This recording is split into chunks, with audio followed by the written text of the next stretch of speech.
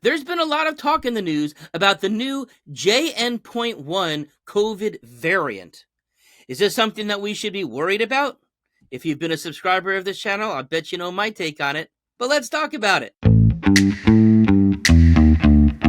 Hey everybody, it's Dr. David. Hope you're doing well. Here we're rounding off the third year of COVID and heading into the fourth year.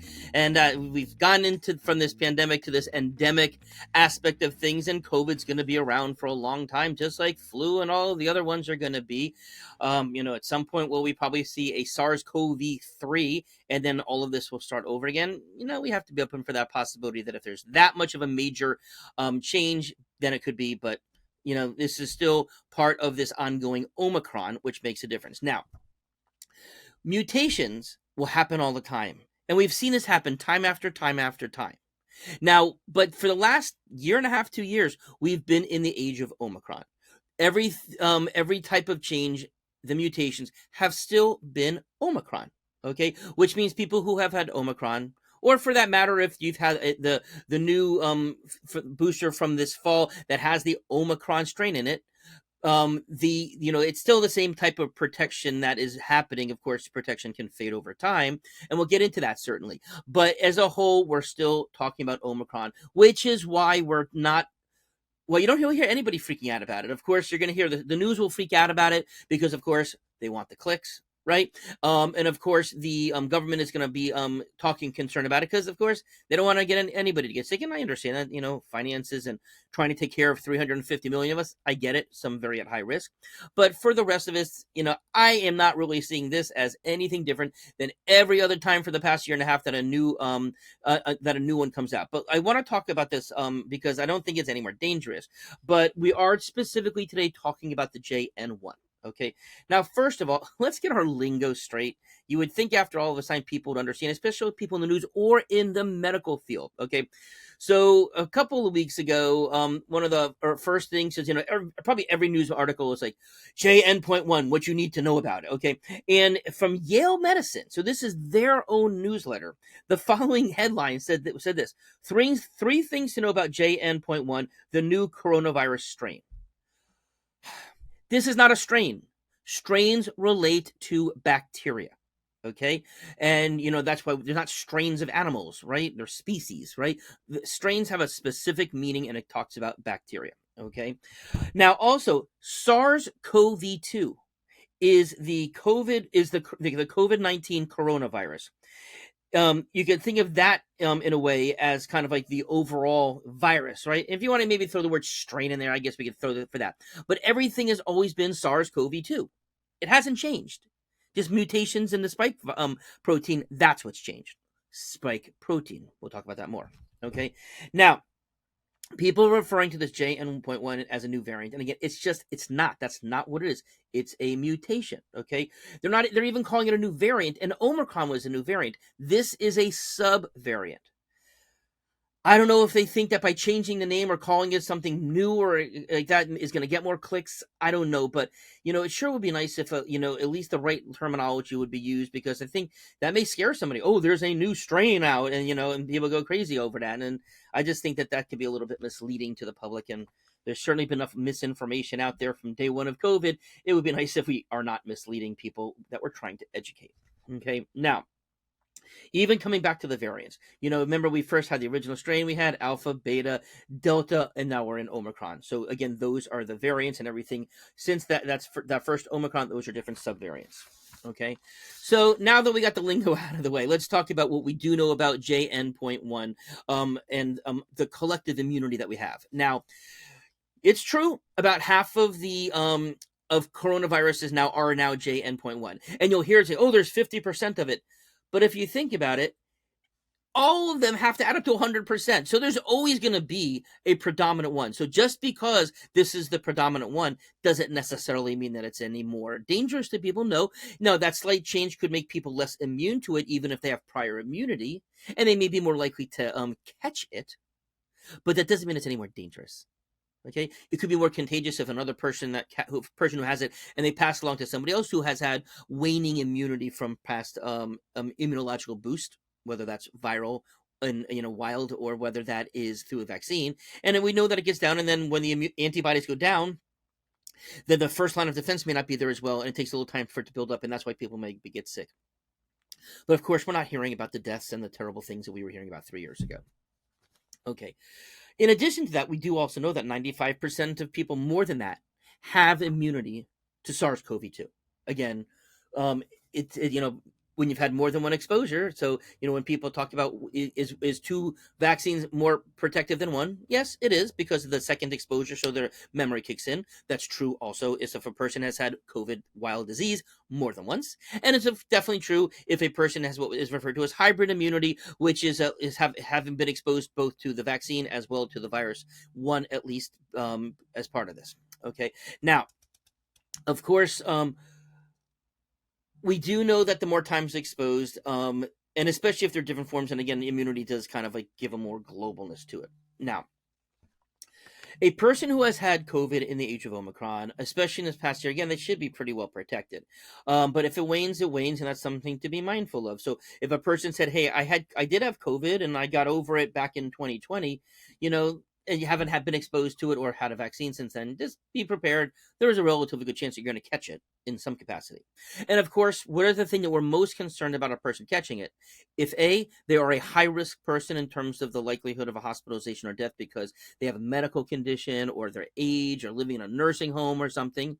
And of course, that is a certain thing, or of course exposing somebody. So if there's a family member or a colleague or somebody you work with that is at high risk, then of course a person catching it, passing along to them, could be a problem. And yeah, it's true also, one of the things is an immunodeficiency state, so some people may not mount a good immune response to it. Even people who have had COVID before, even people who have had the vaccine recently, if they are not immunological responders, they still may not have wonderful protection. Okay, but if a person does get COVID over time, again, it's important to recognize a few things, okay? Because I know I talked in a video recently that a person, if they choose to get a vaccine, they choose to get the booster, they get protected for a few months, and that's it. The immunity starts to go down, and as I reported from the huge population study in Austria, it seems as if people who've gotten the fourth booster, the people have been boosted over and over and over again, that they after several months may be more susceptible to catching COVID. And again, that doesn't mean death from COVID. That doesn't mean anything but catching it and potentially for passing it along. Okay, now let's talk a little bit about treatments. Okay, so the Paxlovid, that's the medication that's been around. I still advocate for it. I still see it work beautifully. Absolutely, the sooner you start it, the better. But people have concerned themselves about rebound. My feeling is the sooner you start it, the less likely it happens, because it blocks the virus from replicating. The more virus there is because you caught it later on, then the less neutralization that a certain amount of medicine can do. So catching it early, testing early, and if you're going to use it, then the earlier any treatment that you start, the better. We'll talk a little bit more about the different types of treatments as well. But as far as the in terms of the contagiousness, there's no evidence at this point that this is more contagious than other prior Omicrons. There is also no evidence at all that this JN.1 is more pathological or dangerous. So everything that you're hearing in the news is based upon assumptions. How do I know that for sure? Because it's only been around for a couple months. There's no research that's been done. So nobody can be claiming any research. And that's not the fault of the medical establishment. It's just not been around long enough to be able to study it. So assumptions are being made, just like I'm making assumptions here too. Okay, but obviously I think that the assumptions that I do when I take all of the resources together seems to be pretty on track, as it's been throughout the entire COVID experience of this world. Now, in terms of still, let's talk a little bit, since it's been a while, about how we can deal with it, how we can minimize it, how we can minimize spread. So first of all, let's talk about testing. Okay, so if you would like to lower the risk of spreading the virus to somebody else, you test.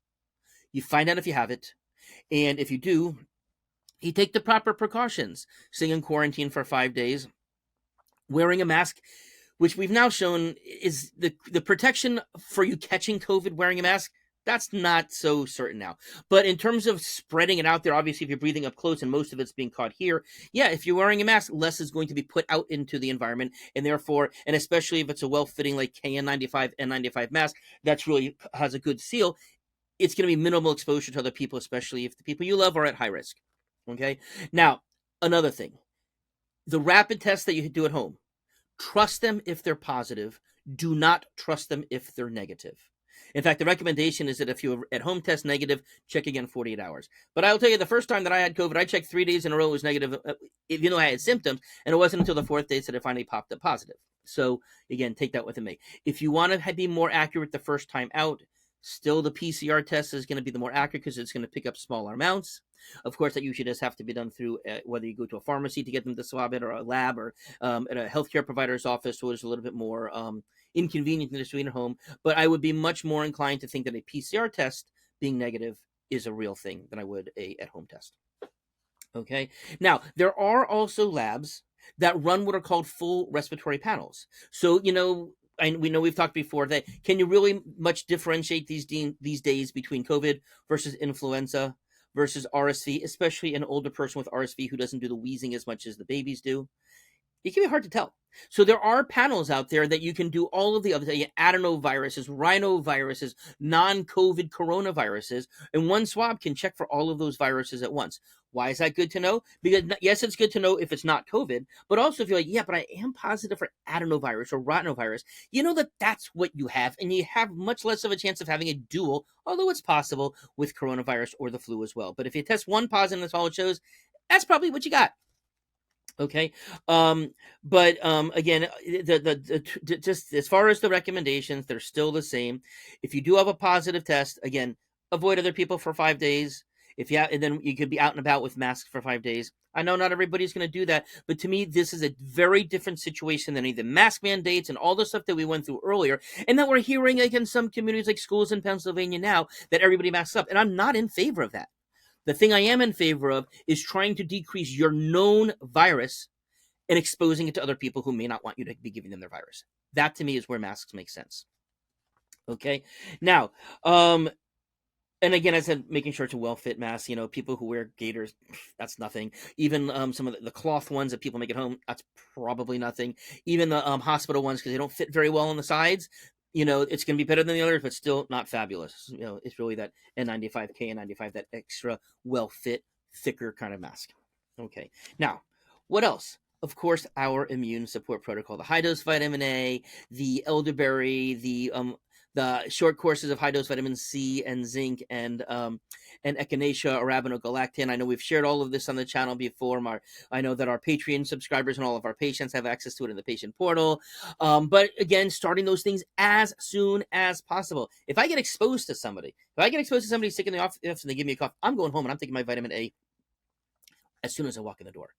Do not delay the vitamin A. Hey, that's a rhyme. Do not delay the vitamin A. Okay. But as far as that, as I mentioned, I do find that Paxlovid does work well. Let's talk a little bit about ivermectin.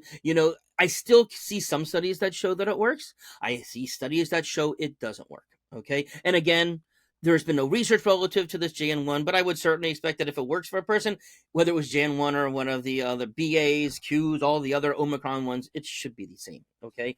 Now, but I do also want to report on something new, because there have been some newer studies, because one of the complaints of people who are in the pro-ivermectin group talk about, but the studies were only done for 3 days, for not 5 days. It was done at 200 micrograms per kilogram, not the 400, not the 600 that people who have been actively prescribing ivermectin, they've been using at least 5 days at 600 micrograms per dose. Okay. And that's really important. Okay. Because of course, just like with everything, not just the sooner you take something, but the higher the dose, more likely that it works. So I'm not here advocating to say that it does work, because I still do not have proof that that's true.